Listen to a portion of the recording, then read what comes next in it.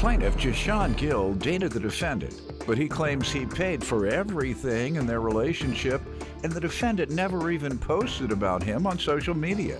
Jashawn is suing because the defendant had a party in his home while he was out of town, and his property was damaged. Defendant Kai Wheeler says he was not in a committed relationship with Jashawn, and the only reason Jashawn paid for everything was because he offered to. Kai insists he offered Jashawn money for his damaged property, but he refused to accept it. Start with you. So basically, Kai and I met at a bar that I frequented a lot. When? This was in 2019.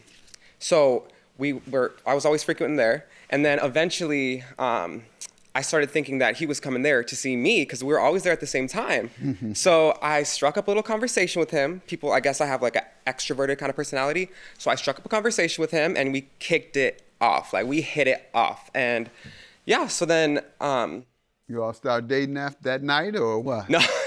Well, like 2 years later, basically, like we had just been hanging out a lot. Like after that, like we would go to like the little after party, like... No, you weren't seeing each other though. For when? Sorry. 2019. Oh, or when you were doing. Well, we were party. going on dates and stuff like that. Date. Yeah. Okay. That's what I was asking. After meeting, you said everything was woo, and that's why I said, is that when you started dating? And you said no 2 years later. Correct. Well, yeah, like officially, you know. So like we were like hanging out. Officially. Yeah. Like a judge order or what? No. Secretary of State, the DMV. What do you mean official? Laminated. Yeah. Certificate. Yeah, all right, certificate. Okay. Certificate. All right, you got your certificate in 2 years. But prior to the certificate, you all was just kind of hanging out and enjoying each other's company. Right. Friends with benefits type of situation. I mean, call it what you want to call it. I mean, yeah, so. All right. And how did things go when you all were just friends prior to the official relationship? How did things go? So it was going pretty good. We went out to restaurants and like movies and stuff. But then I started realizing that I was the only one paying for everything.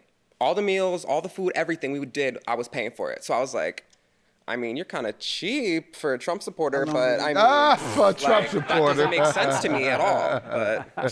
But Great. so More of Judge Mathis when we return.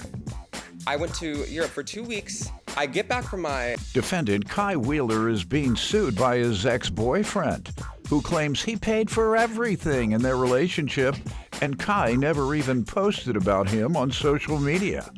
After you all first met, how long was it before you kind of felt he was leaning on you too? I would say it was like after that, like, you know, that wall, after you're all lovey, like, oh my gosh, I'm so in love. Like after that. After the infatuation period. Right. Mm-hmm. So, yeah, that's How long did that last? Some folks go 6 months, some folks go a year infatuated. Till they see that crack pipe in the bathroom. All the infatuation goes out that room with that smoke. Exactly. Yes. It goes out the window in the bathroom with that smoke. Go ahead.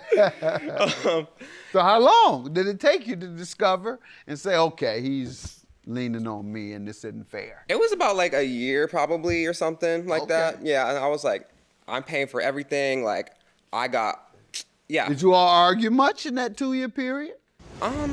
It not a lot, but like just as kind of. But I was getting kind of like suspicious. Like I would be arguing about like he would never post me on Instagram or Snapchat.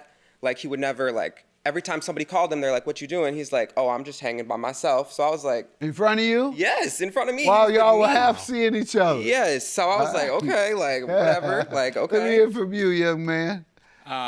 So basically, I think he's just overstating the fact that we were, you know, committed in a relationship. He didn't say he got committed until 2 years down the line. He said that you all were just kind of messing around and starting in 2019 when you met each other. Yeah. And for the next 2 years, you were all right. He said after 6 months of meeting you, he woke up to the fact that you won't carry your end of the bargain and all the other things you heard him mention.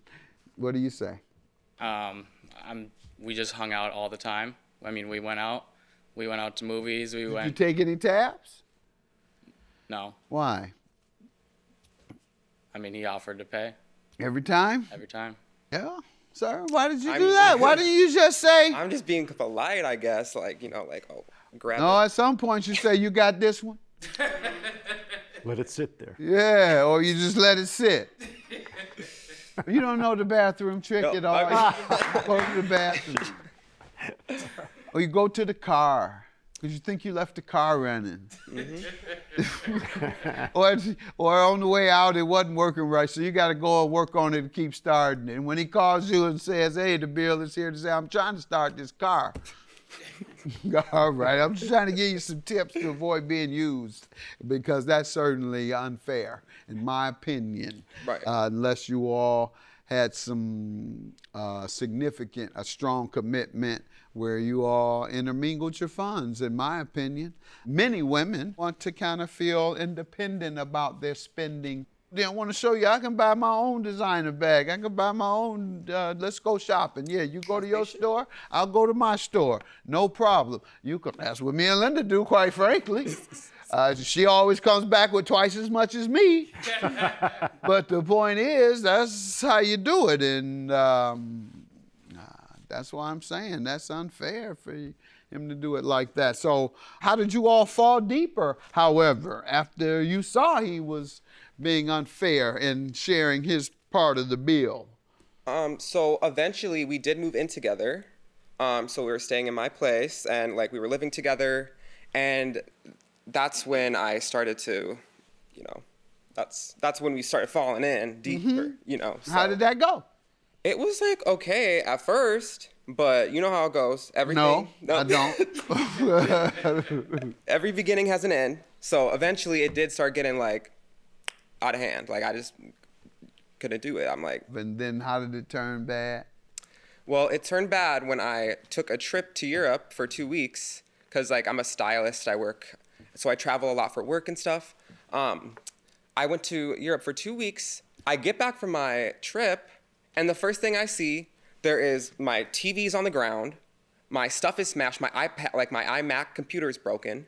There's still people in the house, and I'm like, it's morning time. There's still people there. It looked like the party, like there was a party, and it looked like it never ended. And I don't even know when it started. It probably started when I left. So it wasn't some jealous rage. No. Defendant Kai Wheeler is being sued by his ex-boyfriend, who claims he paid for everything in their relationship, and Kai never even posted about him on social media. Sir, let me hear from you again. I had a couple friends over, and then they brought their friends over, and yeah, we had a big party. I mean, I just kind of wanted to have fun. He was gone. We're always doing stuff together, 24/7. Yeah, you all have parties there before, I assume, when Yeah. he was there. But this Was one something kind of different about this party? yeah, it just kind of went overboard. Kind of. Tell me what happened. Tell me some of the things. I know So he doesn't want to tell it. right. Tell me. So my TV was broken, the backlight. Yeah, you told me that. What did you find out had been going on? I mean, they just weren't throwing TVs. Were they what? Falling out? People were so drunk they were falling on the television. You had to ask, what happened to my stuff? What happened to the TV? What happened to this? He's like, I don't know. Oh, okay. So I was like, well, what happened? Okay. Because, yeah, as you can see too in the pictures. That was your response? You didn't know what happened? I mean, I was drinking. Go ahead.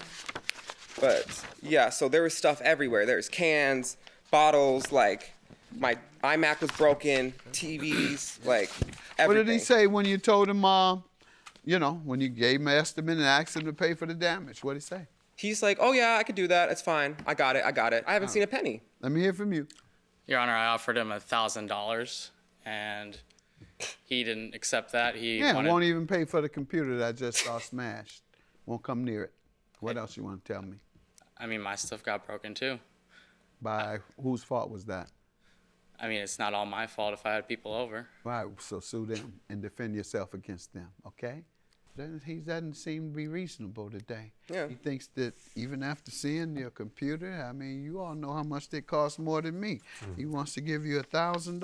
Yeah, exactly. After seeing all this other stuff smashed, he wants to give you $1,000 for all the damage that was done. And then he says to top it off, his stuff was damaged. He thinks you should go after his friends. No, he should go after his friend. Somehow he thought him damaging his own stuff has something to do with paying you for damaging your things when you weren't there. And it has zero relevance, sir, what your friends did to your items while you were drunk is your problem because you weren't there. So it's his problem. $3,712 to address that problem. Have a good day.